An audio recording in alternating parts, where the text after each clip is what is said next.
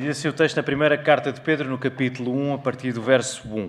Pedro, apóstolo de Jesus Cristo, aos eleitos peregrinos da dispersão no Ponto, Galácia, Capadócia, Ásia e Bitínia, eleitos segundo a presciência de Deus Pai, pela santificação do Espírito, para a obediência à expressão do sangue de Jesus Cristo, graça e paz vos sejam multiplicadas. Bendito seja o Deus e Pai de nosso Senhor Jesus Cristo, que nos regenerou para uma viva esperança, segundo a sua misericórdia, pela ressurreição de Jesus Cristo dentre os mortos, para uma herança que não perece, não se contamina nem se altera, reservada nos céus para vós, que sois protegidos pelo poder de Deus, mediante a fé, para a salvação preparada, para se revelar no último tempo. Nisso exultais, ainda que agora sejais necessariamente afligidos por várias provações, por um pouco de tempo, para que a comprovação da vossa fé, mais preciosa do que o ouro que perece, embora provado pelo fogo, redunda em louvor, glória e honra na revelação de Jesus Cristo. Pois, sem tê-lo visto, vós o amais, e sem vê-lo agora, crendo, exultais com alegria inexprimível e cheia de glória, alcançando o objetivo da vossa fé, a salvação da vossa alma. Foi essa salvação que os profetas examinaram, e dela procuraram saber com cuidado, profetizando sobre a graça destinada a vós, indagando qual o tempo ou ocasião que o Espírito de Cristo, que estava neles, indicava ao predizer os sofrimentos que sobreviriam a Cristo e a glória que viria depois desses sofrimentos. A eles foi revelado que era para vós e não para si mesmos, que eles ministravam essas coisas, que agora vos foram anunciadas por aqueles que, pelo Espírito Santo enviado do céu, vos pregaram o Evangelho. Até mesmo os anjos desejam examinar tais coisas. Vamos avançar para o livro seguinte, na segunda carta de Pedro, no capítulo 1, e vamos ler do verso 12 até ao verso 19. E diz assim: Por essa razão, estarei sempre pronto para vos lembrar essas coisas, mesmo que já tenhais conhecimento delas e estejais firmados na verdade que já está convosco. Considero justo despertar-vos com certas lembranças, enquanto ainda estou neste tabernáculo, sabendo que em breve deixarei este meu tabernáculo, como nosso Senhor Jesus Cristo assim me declarou. Mas procurei esforçar-me para que depois da minha partida também tenhais lembrança dessas coisas em toda a ocasião, porque não seguimos fábulas engenhosas quando vos fizemos conhecer o poder e a vinda de nosso Senhor Jesus Cristo, pois fomos testemunhas oculares da sua majestade, porque ele recebeu honra e glória de Deus Pai, quando pela glória majestosa a seguinte voz lhe foi dirigida: Este é o meu Filho amado, de quem me agrado. E nós mesmos ouvimos essa voz, dirigida do céu, quando estávamos com ele no Monte Santo. Assim, temos ainda mais firme a palavra profética, e fazeis bem em estar atentos a ela, como a uma candeia que ilumina um lugar escuro, até que o dia amanheça e a estrela da alva surja em vosso coração. E por último, na carta de Judas, o penúltimo livro da Bíblia, do verso 17 até ao verso 25, a parte final da carta. Diz assim o texto: Mas vós, amados, lembrai-vos do que foi previsto pelos apóstolos de nosso Senhor Jesus Cristo, os quais vos diziam: Nos últimos tempos haverá pessoas que zombarão, dominadas por seus desejos ímpios. Estes são os que causam divisões, vivem conforme suas tendências naturais e não têm o Espírito. Mas vós, amados, edificando-vos sobre a vossa fé santíssima, orando no Espírito Santo, conservai-vos no amor de Deus, esperando a misericórdia de nosso Senhor Jesus Cristo para a vida eterna. E mostrai compaixão para com alguns que estão em dúvida, e salvai-os, arrebatando-os do fogo, e a outros demonstrai misericórdia com temor, tendo repugnância até da roupa manchada pela carne. àquele que é poderoso para vos impedir de tropeçar e para vos apresentar imaculados e com grande júbilo diante da sua glória, ao único Deus, nosso Salvador. Por meio de Jesus Cristo, nosso Senhor, sejam glória, majestade, domínio e poder, antes de todos os séculos, agora e para todo o sempre. Amém. Vamos então voltar à palavra. A minha tarefa agora já ficou um pouco mais complicada, porque já tenho toda esta carga emocional sobre mim. Mas o Senhor vai me ajudar e vamos orar para que isso aconteça também. Nós já lemos 3 trechos relativamente... Nenhum deles foi propriamente breve, porque eu queria que tivéssemos connosco o contexto de cada uma das cartas e aquilo que vamos estar a ver em cada uma delas. E por isso, esta manhã, o sermão chama-se Ouvir Deus é para os estranhos. Nós continuamos a nossa série de sermões sobre a importância de ouvir a palavra. Em toda a Bíblia, estamos a chegar ao final. E hoje nós queremos enfatizar esta ideia que estes textos nos dão, de que ouvir a palavra a sério, com ouvidos de ouvir, é uma tarefa que só acontece naqueles que, de facto, neste mundo são vistos como estranhos. Repara uma coisa, sentirmos-nos à vontade nesta vida, sentirmos-nos em casa nesta vida, é uma preocupação natural, é uma preocupação constante de cada um de nós. No entanto, quando sabemos ouvir a palavra, quando as verdades que temos diante de nós fazem morada nos nossos corações, nós sabemos-nos peregrinos, livres para sermos estranhos neste mundo. Porquê? Porque já fomos acolhidos por Deus em Cristo. Então eu quero pregar isto nesta manhã e só vou conseguir se o Espírito Santo estiver comigo e me ajudar em tudo aquilo que eu tenho para trazer à Igreja e que seja a palavra do nosso Deus a vir ao nosso encontro nesta manhã. Vamos orar. Senhor, obrigado porque neste dia de sol, de calor, a nossa disposição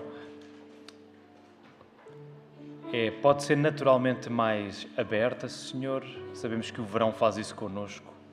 Mas, Senhor, nós queremos que a nossa disposição seja de facto despertada pela Tua presença no meio do Teu povo, Senhor. Que seja isso o mais importante, Senhor, que agora nós possamos estar com os nossos corações atentos à Tua palavra. Senhor, ela é forte, é profunda, é poderosa e por isso dá-nos a atitude certa de humildade, de reconhecimento da nossa fraqueza, para que a Tua palavra nos transforme, Senhor. Obrigado por este tempo, obrigado pelo Teu povo aqui reunido, Senhor. Ainda agora orávamos pela família Santos e a família Richardson e podemos ser encorajados pela maneira como Tu, de tempos a tempos, reúnes novamente povo que se vai dispersando, Senhor. E temos aqui, Senhor, mais uma vez um vislumbre e um pequeno sabor daquilo que viveremos nos novos céus e na nova terra, Senhor. Um reencontro com todos os nossos irmãos e irmãs. E esse encontro será especial porque nos vamos encontrar contigo, Senhor. Ó Deus, aguça o nosso sabor por quem Tu és nesta manhã, Senhor. Sê connosco, ajuda-me a pregar, dá-me as palavras certas, Senhor, dá-me a disposição certa. Sê connosco nesta manhã, que tudo seja para a Tua honra e Tua glória, no nome do Teu Filho Jesus. Amém.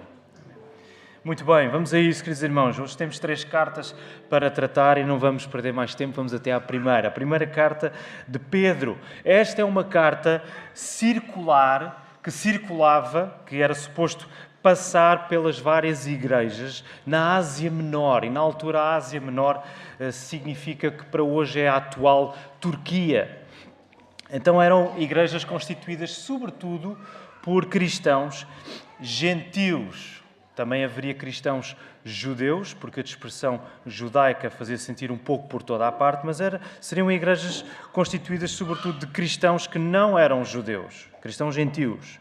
E o objetivo principal de Pedro é encorajar estes cristãos, estas igrejas, diante da perseguição. A primeira carta de Pedro é uma carta muito conhecida por causa disso. É um contexto de perseguição, de sofrimento, e Pedro quer encorajar aqueles cristãos. E ele, para isso, escreve sobre a salvação e como essa salvação produz uma nova identidade daquelas pessoas em Cristo. E ele também escreve acerca da garantia de que Jesus regressará em glória. Então, de uma maneira bem resumida, Pedro escreve tudo isto na sua primeira carta para que aqueles cristãos fiquem firmes e tenham uma vida de santidade e de esperança no futuro glorioso. E ao viverem assim, diante da perseguição, sendo marcados por santidade e pela esperança no futuro glorioso, aqueles cristãos estariam a distinguir-se do mundo, a serem pessoas que não têm nada a ver com o sistema deste mundo. E este aspecto de distinção é fundamental para o apóstolo Pedro, que logo no primeiro verso da carta, volta a colocar os teus olhos no início da primeira carta de Pedro. Logo no primeiro verso que nós lemos, Pedro caracteriza como os leitores, os destinatários desta carta. Olha aí, Pedro, apóstolo de Jesus Cristo, verso 1, aos eleitos, e agora como é que diz a tua tradução? Mais alto, queridos irmãos. Forasteiros, outra palavra. Estrangeiros, mais alguma outra. Peregrinos. Pedro caracteriza os seus leitores como peregrinos, estrangeiros, forasteiros. O facto de pertencerem a Cristo fala-os estranhos, fala-os pessoas forasteiras neste mundo. A salvação que Pedro quer trazer de volta, quer relembrar a estes ouvintes, concede-lhes um estatuto especialíssimo. E esse é um estatuto de peregrinos. Alguém que não tem morada permanente neste mundo, mas que caminha para uma morada melhor, para uma casa eterna. Este estatuto especialíssimo de peregrinos é o que lhes permite viver numa mistura de exultação, de alegria, de regozijo e de tristeza também. E tu encontras isso no verso 6. Coloca os teus olhos novamente no verso 6. Pedro diz, nisso exultais, nessa esperança que vocês têm, o facto de Deus estar com vocês e vos guardar para a revelação final do Senhor. Nisso exultais, ainda que agora sejais necessariamente afligidos por várias provações, por um pouco de tempo. Então o peregrino, o cristão é um peregrino que vive esta mistura de exultação e tristeza. E podemos falar de um já, uma realidade que acontece já porque eles experimentam já do sabor da eternidade, já da alegria de saberem que estarão com o Senhor e que Ele está com eles. Ao mesmo tempo eles vivem um ainda não estão lá. Ainda não aconteceu, o Senhor ainda não regressou. Ainda existe perseguição, ainda existe sofrimento, ainda existe tristeza. E reparem, isso é de tal maneira importante, esta realidade de nós sermos peregrinos e de vivermos uma mistura de exultação e de tristeza, de um já e um ainda não, é tão rico, é tão importante, que não apenas os profetas antigos foram examinadores atentos das promessas de Deus, examinadores atentos do que estas igrejas na Ásia Menor já estavam a viver e que foi profetizado acerca deles. Não apenas os profetas antigos, mas coloquem lá os vossos olhos no último verso. Até mesmo os anjos desejam examinar tais coisas. Pedro está a dizer, a mensagem do Evangelho de Salvação é tão importante que os profetas antigos dedicaram toda a sua vida a compreender isso, a examinar, a perceber qual seria o tempo em que Deus iria cumprir as coisas que Ele estava a profetizar. Até mesmo os anjos desejam examinar essas coisas. O que Pedro está a dizer implicitamente é, queridos irmãos cristãos na Ásia Menor, atentem para estas coisas. Se os profetas antigos e até mesmo os anjos desejam prescrutar o Evangelho, as verdades do Evangelho, não percam tempo. ok? Não fiquem desanimados com a vossa tribulação, mas firmem-se na mensagem que vos salvou. E mais à frente, nós não tínhamos como ler todas as partes desta carta, ela tem muitas partes importantes. Mais à frente, Pedro vai dizer que a nossa identidade como cristãos não foi gerada de semente corruptível, ela não foi gerada de alguma coisa que se corrompe, que termina. A nossa identidade como cristãos, quem somos hoje em Jesus, isso foi gerado de uma semente incorruptível, a palavra de Deus. Vocês encontram essa passagem entre os versos 23 e 25 deste primeiro capítulo. Ora, se a nossa identidade, se quem somos em Jesus, não acontece por alguma coisa corruptível, como a carne e o sangue, mas foi gerado de uma semente incorruptível que é a palavra de Deus. A capacidade de nós nos mantermos firmes na tarefa desconfortável de sermos estrangeiros neste mundo está em guardar com afinco essa mesma palavra. Nem tu, nem eu, ninguém que está aqui que hoje confia em Jesus, chegou a essa posição por outra coisa que não a palavra de Deus. Tendo sido a palavra que não pode desaparecer, que não termina, tendo sido a palavra que te chamou à salvação, é por tu permaneceres na palavra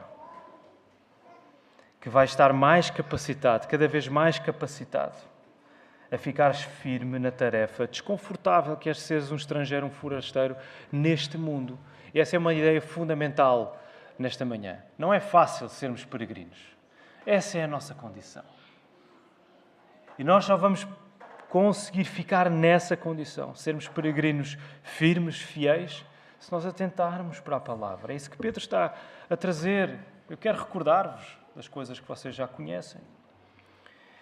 Como peregrinos, e tiramos este remate da primeira carta de Pedro, como peregrinos, vivemos sempre uma grande alegria e tristeza ao mesmo tempo.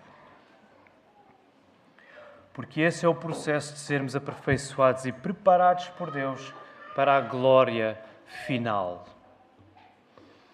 Nem tudo é só alegria, nem tudo é só tristeza na nossa vida, mas é uma mistura soberana, perfeitamente ordenada por Deus na nossa vida. Porque esse é o processo que Deus executa nas nossas vidas para nos preparar. Nós já sentimos o sabor da alegria perfeita de estarmos com Cristo.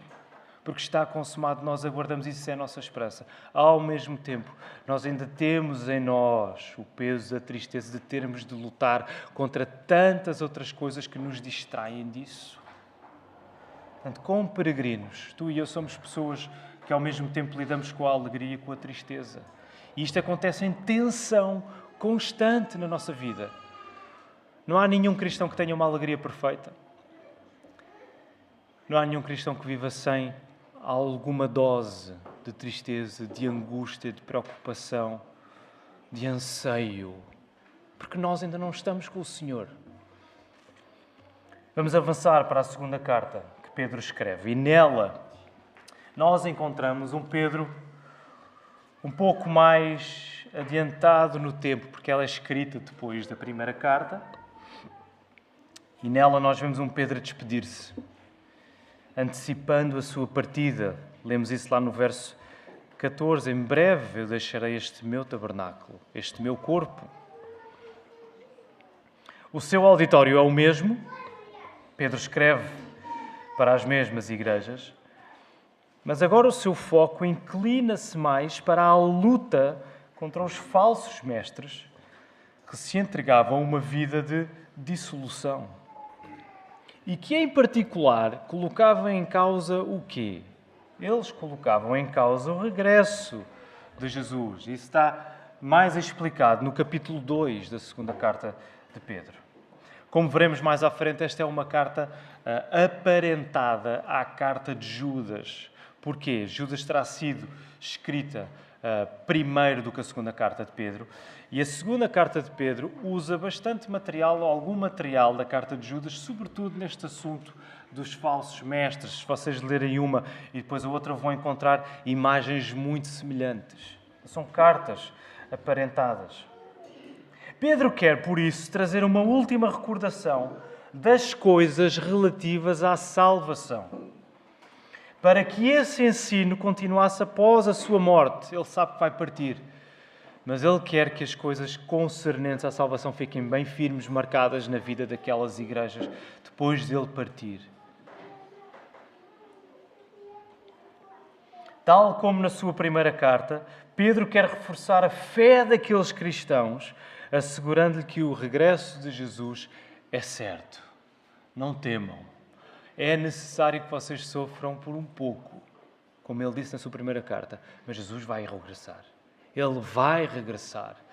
Ele vai resolver todo o mal que vocês ainda enfrentam. Ele vai resolver toda a angústia, toda a perseguição, porque ele vai regressar em glória. Se Jesus, na sua primeira vinda, ele veio em fraqueza, em humildade, ele regressará em glória. E o texto que nós lemos nesta segunda carta de Pedro, no primeiro capítulo, é um texto paradigmático, é um texto fundamental na convicção que Pedro quer transmitir. Como é que Pedro vai transmitir convicção àqueles cristãos de que Jesus vai mesmo regressar?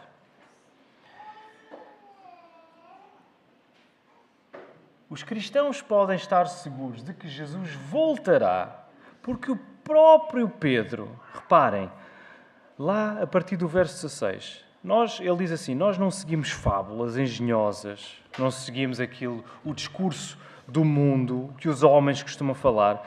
Quando vos fizemos conhecer o poder e a vinda do nosso Senhor Jesus Cristo, pois fomos o quê? Fomos testemunhas oculares. Pedro está a dizer, vocês podem ter a certeza que Jesus vem porque nós vimos. E ele está a referir-se aos discípulos, não apenas Pedro, mas João e Tiago. O que é que Pedro, João e Tiago viram no monte? Eles viram Jesus quê? Transfigurado. Pedro está a falar sobre isso. Pedro está a recordar aqueles cristãos, olha, nós vimos o Senhor a ser transfigurado em glória. E por isso aqueles cristãos podem estar certos e seguros de que Jesus voltará. Porque Pedro, com Tiago e João, diz-nos os evangelhos de Mateus, Marcos e Lucas, eles foram uma testemunha ocular da sua transfiguração. E a transfiguração aqui é importante porquê? Porque Pedro explica que esse foi um evento, não foi apenas um evento aleatório. Olha, agora de repente no meio dos evangelhos, os escritores resolveram colocar lá que Jesus foi transfigurado. Okay? Fica interessante, é um episódio assim meio espetacular. Há um propósito, Pedro está a dizer isso. Este é um evento que antecipa a glória final, com que Jesus regressará. Este é um episódio que dá vislumbres de como Jesus vai regressar em glória. E para que isso possa acontecer, Jesus teve primeiro de passar pela humilhação. Jesus teve de descer do monte para ir para Jerusalém, para ser crucificado e morrer. Mas o interessante nesta passagem que nós lemos na segunda carta é que Pedro não vai relatar esta experiência para dizer assim aos cristãos, olha, nós vimos o Senhor transfigurado, por isso vocês podem ter a certeza de que Ele voltará, logo vocês devem procurar uma experiência semelhante. Vocês devem procurar um êxtase semelhante àquele que nós vivemos. Não é isso que Pedro vai dizer, pois não. O que é que Pedro diz lá no verso 19? Depois de ter dito que ouviram a voz do Pai a dizer, este é o meu Filho amado, em quem me comprazo. E Pedro diz lá no verso 19, assim temos ainda mais firme o quê? A palavra profética. A palavra que os profetas tinham dado acerca das coisas que os discípulos presenciaram, testemunharam. Temos mais certo a palavra profética. Pedro destaca a importância da palavra, que já tinha antecipado tudo o que eles testemunharam e viveram. É esta palavra, mais uma vez, que aqueles cristãos deviam prestar atenção. E nesta segunda carta de Pedro, agora nós queremos sublinhar o seguinte: experimentar a glória de Jesus, e é de glória também que este texto está a falar, porque no Monte da Transfiguração eles viram Jesus a mostrar ou a pronunciar a glória com que ele regressaria. Experimentar a glória de Jesus acontece como? Acontece na experiência com a própria palavra. Palavra que é uma candeia que ilumina um lugar escuro. Repara o que está a ser dito pelo apóstolo Pedro quando ele diz: e fazeis bem em estar atentos a ela, à palavra, como a uma candeia que ilumina um lugar escuro, até que o dia amanheça e a estrela da alva surge em vosso coração. A experiência que aqueles cristãos devem procurar é uma relação tal com a palavra que iluminação sobrenatural vem sobre as suas vidas, em que as trevas que existem no coração deles seja exposta. Esta é a experiência que eu e tu devemos procurar. O contacto constante com a palavra, de tal maneira que a luz da palavra vem e ilumina. Isto diz uma coisa muito interessante também acerca de quem somos. Aquilo que essencialmente nós temos para mostrar em nós não é luz, é trevas. Tu só vais conseguir crescer, avançar, ficar firme quando tiveres isto firmado em ti. Aquilo que tu tens essencialmente para mostrar acerca de quem tu és são as trevas que existem sem a presença de Jesus. Mas quando tu te entregas à palavra, quando tu a ouves, a sério, quando tu a guardas, a luz da palavra, da voz de Deus, vem e ilumina, dissipa essas trevas. Tu vês quem tu és. Tu percebes a tua verdadeira natureza e tu vês aquilo que Cristo fez para te limpar, para te iluminar, para te resgatar. Nós afirmamos por isso que a palavra é a experiência das experiências. Queres ter uma experiência verdadeira com Deus? Agarra-te à palavra. Essa é a experiência das experiências. É o que Pedro está a dizer. Nós fomos testemunhas oculares. Nós vimos a glória do Senhor pronunciada naquele monte. Vocês por isso devem atentar mais firmemente à palavra. É na palavra que nós vamos ter um sabor cada vez mais apurado da glória do Senhor Jesus Cristo. A terceira e última carta, a carta de Judas, vamos até ela. Coloca os teus olhos novamente na carta de Judas. Nós lemos do verso 17 até ao verso 25, até ao final. A terceira e última carta que tratamos, a carta de Judas, e como já vimos, serve de referência à segunda carta de Pedro. Ela é escrita por Judas, um dos irmãos de Jesus, e funciona como um sermão que pretende estimular os cristãos a lutarem pela fé. Nós não lemos esse verso, mas esse verso é muito importante, o verso 3 da carta, quando Judas escreve o seguinte: Amados, enquanto me empenhava por vos escrever acerca da salvação, que nos é comum, senti a necessidade de vos escrever, exortando-vos a lutar pela fé entregue aos santos de uma vez por todas. Toda a carta é acerca de como os cristãos podem lutar pela fé e devem lutar pela fé. E o motivo pelo qual Judas vai exortar, vai querer encorajar os seus destinatários, aqueles cristãos, é a intromissão, mais uma vez, de falsos mestres.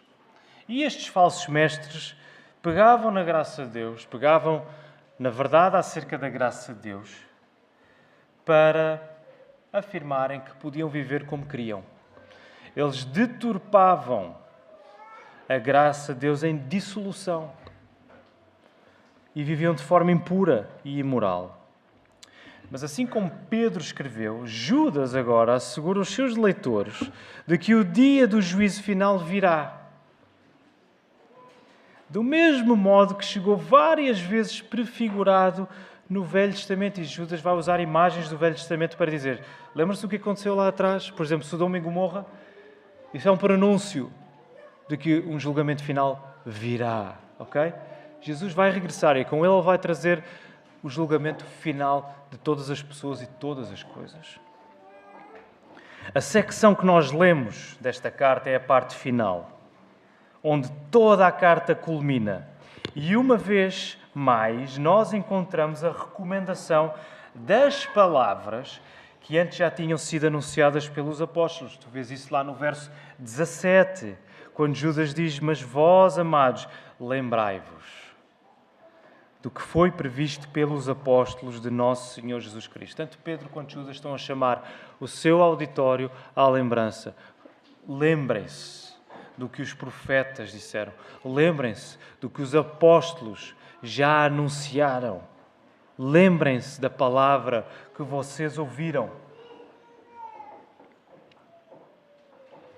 Nesta secção final que foi lida, eu quero sublinhar uma coisa na doxologia final, que são os 2 últimos versos da carta.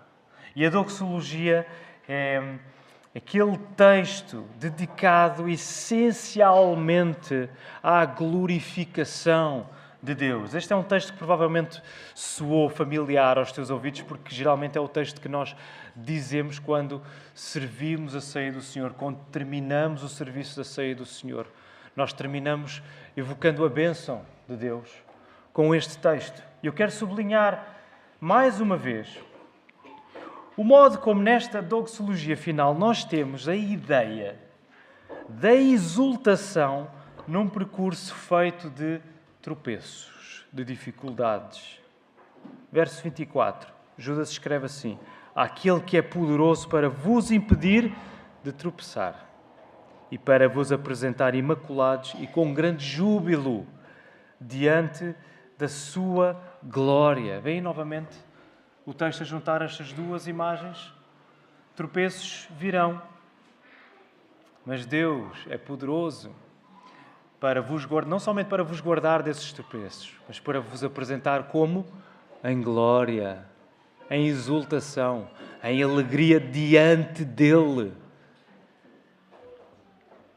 Toda a exortação de Judas culmina e assenta no facto de ser Deus quem nos guarda de tropeços, de ser Deus quem nos apresenta em júbilo diante dele. Judas não entrega àqueles leitores a si mesmos. Ele termina com uma doxologia. Meus irmãos, lembrem-se e agora colocam os vossos olhos em Deus, àquele que é poderoso.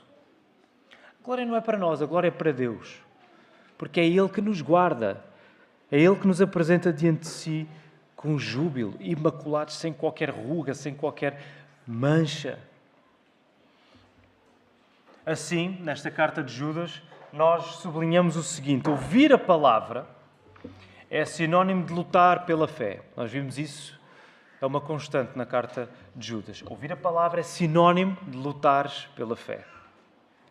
Desejando a glória final, e nós vimos o elemento de glória nas 3 cartas, e fugindo de tudo o que nos afasta de Deus. Repara uma coisa que eu quero desempacotar um pouco aqui. Ouvir a palavra, esse tem sido o tema que nos tem guiado. Não é simplesmente ouvir, é lutar. Tu não ouves sem luta. Tu tens de lutar. Lutar com o teu pecado, lutar contigo mesmo, lutar com as circunstâncias, lutar por ocasiões melhores. Tu tens de lutar para saberes ouvir a palavra. E o que é que acontece nessa luta, nesse exercício? Tu desejas a glória final, tu desejas a glória de Jesus. E como é que se vê que tu desejas uma coisa? Tu não és indiferente para com essa coisa. Tu não és indiferente se as circunstâncias estão alinhadas ou não para que essa coisa aconteça. Por exemplo, há 2 dias, na sexta-feira, nós estávamos a ver, volta e meia, ligamos a televisão para ver agora os Jogos Olímpicos e eu sabia que era a final do triplo salto, onde estava inserido o Pedro Pichardo, e era um dos favoritos, a competição estava a coincidir com a hora do nosso jantar. E não era só o entusiasmado. Os meus filhos estavam muito entusiasmados, a Isabel estava entusiasmada, a Maria, o David, tão entusiasmado que estava, começou a simular triplos saltos na sala, foi parar ao sofá, bateu com o dente no sofá, enfim, acho que por causa disso o dente está quase a cair. O Daniel também a mesma coisa, portanto estava tudo muito envolvido a ver o triplo salto, mas tivemos que ir jantar. E eu queria tanto ver como é que aquilo estava, o Pichar estava em segundo, por 2 centímetros e ainda tinha mais 2 saltos para fazer e eu queria ir ver os saltos. E deixei a televisão ligada. Eu pensei, eu organizei as coisas na minha cabeça. Eu quero tanto ver isto que eu vou deixar a televisão ligada, vou só à cozinha jantar assim que terminar. Pergunta à Rita se posso sair. E vou para a sala para ver os saltos. É uma ilustração risível. Mas vocês percebem o ponto. Quando nós, de facto, desejamos uma coisa, nós vamos assegurar que está tudo orientado para que aquilo não falhe. Tu fazes isso com qualquer coisa na tua vida. Tu só vais conseguir viver de uma maneira em que desejes, de facto, a glória de Jesus. Estejas diante dele. Contemplar a sua glória, experimentar já a sua glória aqui, no teu contacto com a palavra. Se fugires de tudo o resto que te afasta de Deus, afasta-te do que te afasta de Deus. Tu não vais conseguir fazer isso sendo indiferente às coisas que vão minando o teu coração. Por isso é que Judas é tão intenso ao dizer: meus irmãos, vocês têm de lutar pela fé. Aqui chegados, vamos guardar para nós 2 ideias fundamentais. Já falámos delas e vamos agora tentar organizar e rematar tudo isto. Por um lado, nós temos a ideia de glória e de júbilo, como já vimos isso tanto nas cartas de Pedro como na carta de Judas. Glória e júbilo, alegria e exultação. Por outro lado, nós temos a ideia de tristeza, de tropeços, de dificuldades, de perseguição até. E repara, lembras-te como começámos a falar de peregrinação? Nós somos peregrinos, os cristãos são peregrinos, são forasteiros, são estrangeiros, são estranhos aqui, porque eles não se contentam com o que têm aqui, mas caminham para a presença de Deus. É o facto de nós sermos peregrinos a caminho do encontro com o Senhor que junta em nós estes 2 lados, da exultação e da tristeza, da glória e do tropeço. 2 lados que nós vimos, experimentamos em constante tensão. O regozijo glorioso que nos é prometido é forjado, ele é formado no campo de batalha de uma vida devotada à palavra. Tu não vais ser uma pessoa de grande alegria se não dedicares a tua vida à palavra. Tu não vais ser uma pessoa, de facto, com uma alegria cada vez mais crescente, uma expectativa cada vez mais desejosa de ser saciada, se tu não fores alguém que devota a vida à palavra do Senhor. Não pode acontecer. Daí que guarda esta frase, ela vai ser projetada. A tua satisfação será tão maior quanto mais prática tiveres da luta que ouvir a palavra é. Pode ser uma contradição. Então, mas eu, para estar alegre, preciso de entrar numa luta? Sim, é o que a palavra nos dá. A tua satisfação, a tua alegria vai ser tão maior quanto mais prática tu tiveres da luta. Quanto mais prática tu tiveres de estares no ringue, que é ouvir a palavra. E o que é que isto significa na prática? Significa, por um lado, a tristeza das provações que tu vives já não te domina. A tristeza, o desafio, a angústia das provações que tu vives já não te domina. É um caminho necessário para uma fé que se satisfaz apenas em Jesus. Por outro lado, nós não idealizamos a verdadeira alegria como a ausência de contrariedades. Isto é muito importante. Nós, sendo peregrinos, não temos como idealizar a satisfação, a alegria, como a ausência de contrariedades, como a ausência de tropeços, como a ausência de desafios. Quando ouves a palavra, compreendes que te é dado em Cristo uma vida que, sendo muito mais exigente, é muito mais gloriosa. Repara nisto que a palavra te está a dar. A exigência é muito grande nestas cartas, mas a glória que elas estão a prometer é muito maior. Tu não vives dominado pelos tropeços, pela tristeza, que de alguma maneira, num momento ou noutro, maior ou menor, tu vais ter de enfrentar. E tu não idealizas, tu não romantizas a tua alegria, porque sabes que ela não só sobrevive, mas ela é formada no meio das dificuldades. Isto é um grande alento para nós, queridos irmãos. Porque, de facto, dá-nos uma esperança renovada. Não apenas quando aquele cenário desaparecer, então aí eu vou-me sentir preparado. Não, esquece isso, porque Deus vai sempre trazer cenário atrás de cenário para nos trabalhar, para nos aperfeiçoar. A leitura das cartas de Pedro e de Judas é desconcertante porque exige de nós muito mais do que estamos dispostos a dar. Muito mais. Eu, depois de ler estas cartas, outra vez fiquei assim, eu preciso de ler isto mais vezes, porque de facto estas cartas estão a pedir uma coisa que eu não quero dar.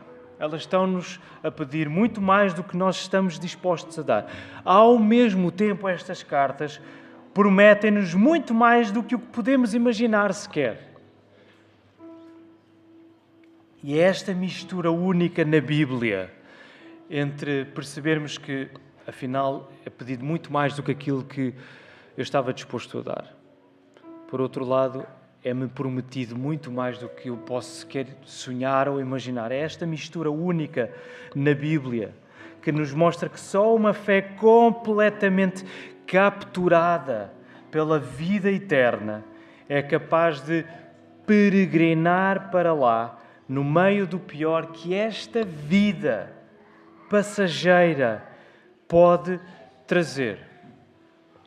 Portanto, não evites esta mistura na tua vida. Ela é-te dada pela graça de Deus para te formar, para te preparar, para te aperfeiçoar. Finalmente, guarda isto. Isto faz com que esta esperança, ainda antes de irmos à frase final, esta esperança é estranha a este mundo. Porque não é daqui. Este é um esquema que o mundo não te dá. Este é um esquema divino. De nós sermos aperfeiçoados mediante aquilo que sofremos. De não idealizarmos a nossa alegria. O que o mundo te vai querer vender e dar e chamar para tu comprares é uma vida de gozo, de alegria, de satisfação, sem dificuldades. Ou pelo menos é isso que o mundo te vai prometer, mas na prática ele não vai conseguir cumprir. Isto faz de nós criaturas estranhas também, porque esta esperança que é nossa não é daqui, logo, nós não somos daqui. Repara nisto, a tua alegria começa, e agora sim a frase vai aparecer aí para tu a registares. A tua alegria começa e continua no facto de te saberes um estranho para o mundo, mas um conhecido íntimo para Deus. É aí que a verdadeira alegria na tua vida vai começar a surgir, quando tu te sabes, eu sou um estranho aqui.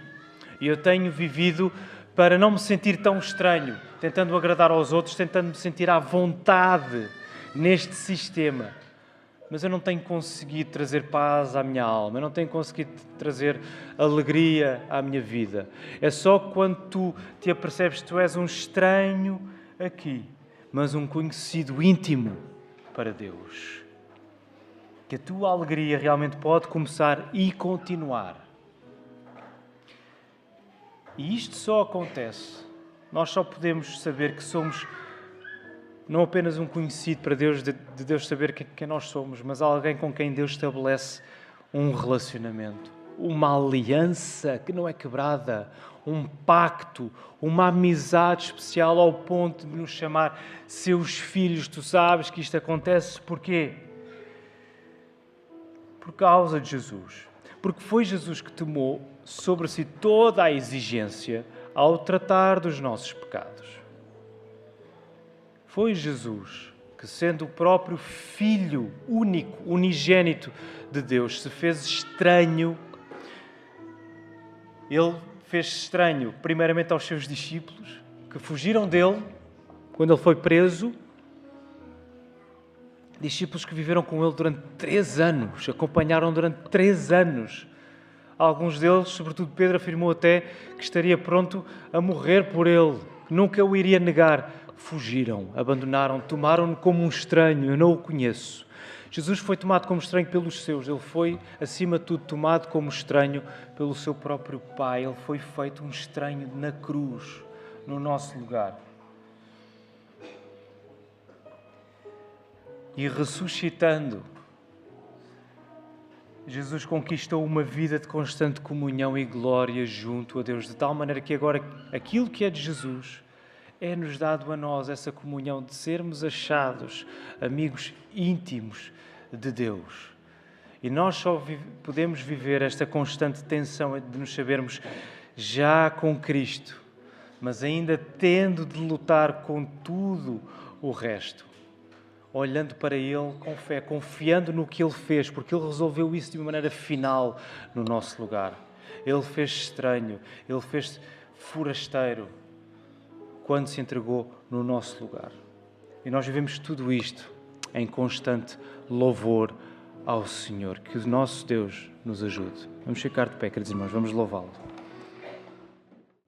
Senhor Deus, obrigado pela maneira como a Tua palavra é viva e eficaz, Senhor, mais penetrante e cortante que uma espada de 2 gumes e tem a capacidade de revelar tudo acerca de quem somos, de facto como uma candeia que ilumina um lugar escuro, Senhor.